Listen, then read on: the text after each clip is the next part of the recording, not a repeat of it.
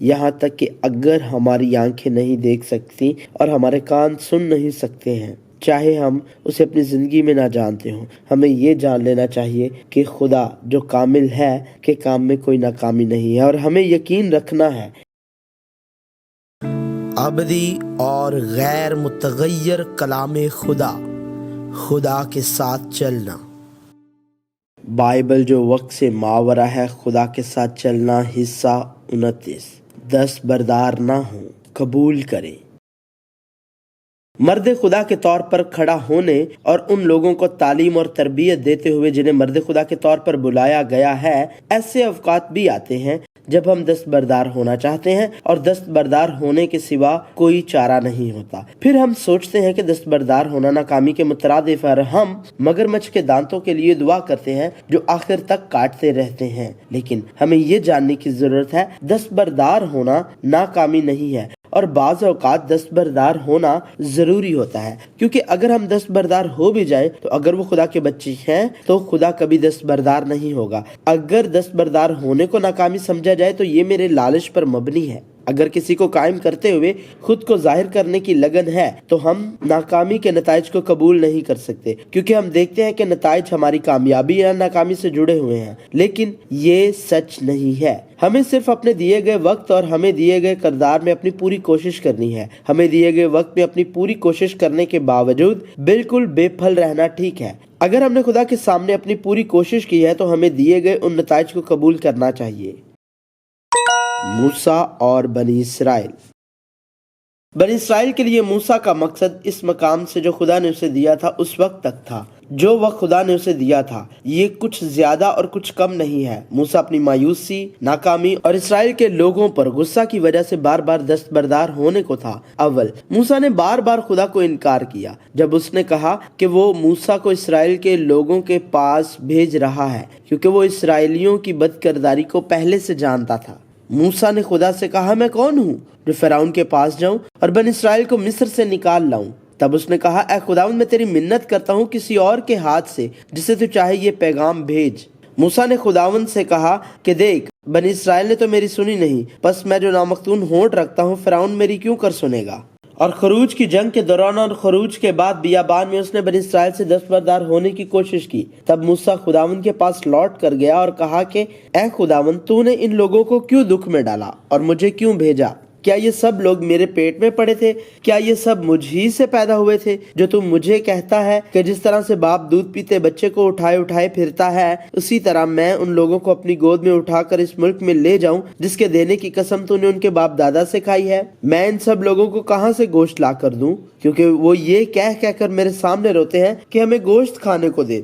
میں اکیلا ان سب لوگوں کو نہیں سنبھال سکتا، کیونکہ یہ میری طاقت سے باہر ہے، اور جو تجھے میرے ساتھ یہی برتاؤ کرنا ہے تو میرے اوپر اگر تیرے کرم کی نظر ہوئی ہے تو مجھے یک لخت جان سے مار ڈال، تاکہ میں اپنی بری گت دیکھنے نہ پاؤں۔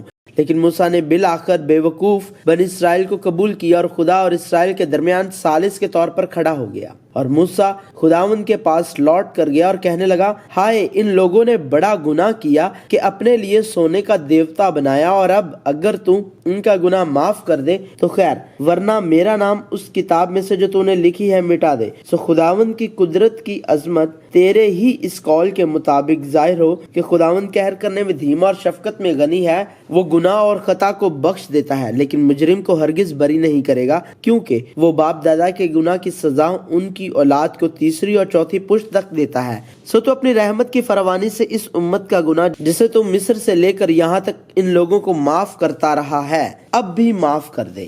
ظاہر ہے موسیٰ بن اسرائیل کی ناممکنات کو جانتا تھا، کیونکہ وہ تیری بغاوت اور گردن کشی کو جانتا ہے۔ دیکھو، ابھی تو میرے جیتے جی تم خداوند سے بغاوت کرتے رہے ہو، تو میرے مرنے کے بعد کتنا زیادہ نہ کرو گے؟ اس کے باوجود موسیٰ ان سے دستبردار نہ ہوا اور انہیں جینے کی راہ دکھائی، کیونکہ اس نے اب اسرائیل کے لوگوں کو نہیں بلکہ خدا کو دیکھا جو ان کو سنبھالتا ہے۔ چنانچہ وہ بنی اسرائیل کو قبول کرنے کے قابل ہو گیا۔ اور جب موسیٰ یہ سب باتیں سب اسرائیلیوں کو سنا چکا تو اس نے ان سے کہا کہ جو باتیں میں نے تم سے آج کے دن بیان کی ہیں ان سب سے تم دل لگانا اور اپنے لڑکوں کو حکم دینا کہ وہ احتیاط رکھ کر اس شریعت کی سب باتوں پر عمل کریں، کیونکہ یہ تمہارے لیے کوئی بے سود بات نہیں بلکہ یہ تمہاری زندگانی ہے، اور اسی سے اس ملک میں جہاں تم یردن پار جا رہے ہو کہ اس پر قبضہ کرو تمہاری عمر دراز ہوگی۔ اور موسیٰ کا یہ کردار یسوع مسیح کے سائے کی طرح ہے۔ خداوند تیرا خدا تیرے لیے تیرے ہی درمیان سے یعنی تیرے ہی بھائیوں میں سے میری مانند ایک نبی برپا کرے گا، تم اس کی سننا۔ یسوع مسیح اور اس کے شاگرد۔ یسوع کے شاگردوں نے 3 سال سے زیادہ عرصہ تک یسوع کی پیروی کی اور ہمیشہ مایوس کن رہے۔ شمعون نے اپنے بھائی اندریاس کے تعارف کے ذریعے یسوع سے ملاقات کی اور اس کا نام بدل کر پطرس رکھ دیا گیا، لیکن خداوند کو چھوڑنے کے بعد وہ خداوند سے جو اس کے پاس آیا ملا اور اقرار کیا کہ وہ گنہگار ہے۔ تاہم اس کے بعد بھی اس نے یسوع کے سامنے اپنے ایمان کا اقرار کیا اور فوری طور پر صلیب پر یسوع کے کام کو مسترد کر دیا، جس کے لیے اسے سخت ملامت ہوئی۔ بعد میں اس نے کہا کہ وہ خداوند کو دھوکہ نہیں دے گا چاہے وہ مر جائے، لیکن جیسا کہ یسوع نے کہا اس نے 3 بار انکار کیا کہ وہ خداوند کو جانتا ہے، اور جی اٹھے یسوع سے 2 بار ملنے کے بعد بھی وہ دوسرے شاگردوں کو لے کر مچھلیاں پکڑنے چلا گیا۔ یوحنا جب سے اسے یسوع نے بلایا تھا ہمیشہ یسوع کے ساتھ تھا۔ جب یسوع نے عبادت گاہ کے رہنما یائر کی مردہ بیٹی کو زندہ کیا تو دوسرے شاگرد اس کے ساتھ نہیں تھے، لیکن وہ وہاں پطرس اور یعقوب کے ساتھ تھا۔ تبدیلی کے پہاڑ پر جہاں یسوع نے موسیٰ اور ایلیا سے ملاقات کی پطرس اور یعقوب کے ساتھ تھا، اور جب یسوع گتسمنی میں گہری دعا کی جگہ پر گیا تو وہ پطرس کے ساتھ ہے۔ تاہم اس نے بھی یسوع کی پیروی کی اور اس کا جوش خدا کی مرضی سے آگے تھا۔ یسوع جانتا تھا کہ پطرس اور یوحنا کے ساتھ ساتھ تمام شاگرد اسے چھوڑ دیں گے، لیکن بائبل بیان کرتی ہے عید فصح سے پہلے جب یسوع نے جان لیا کہ میرا وہ وقت آ پہنچا کہ دنیا سے رخصت ہو کر باپ کے پاس جاؤں، تو اپنے ان لوگوں سے جو دنیا میں تھے جیسی محبت رکھتا تھا آخر تک محبت رکھتا رہا۔ اور یسوع کے زندہ ہونے اور آسمان پر اٹھائے جانے سے پہلے اس نے اپنے شاگردوں کو خدا کی بادشاہی کے بارے میں بتایا اور کہا کہ جب روح القدس ان پر نازل ہوگا تو وہ قوت پائیں گے، اور انہیں کہا کہ وہ یروشلم میں،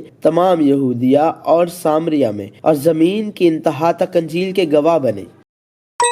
خدا کا فضل آنا چاہیے۔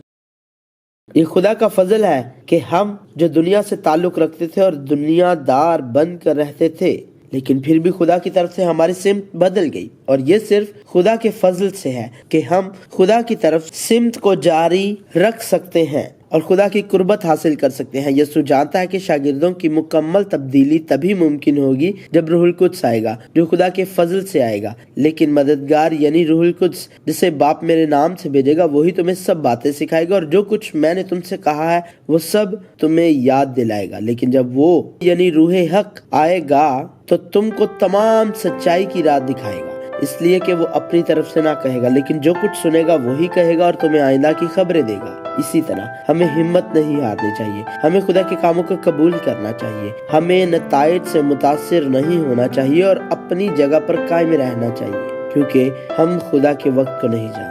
خدا ابراہم سے جس نے اپنی بیوی سارہ کو اپنی بہن کہہ کر دوبارہ دھوکہ دیا تھا دستبردار نہ ہوا اور آخر کار اسے ایک ایسا آدمی بنایا جو اپنے اکلوتے بیٹے اسحاق کو سوکھنی قربانی کے طور پر پیش کرنے کے حکم کی تعمیل کرتا ہے۔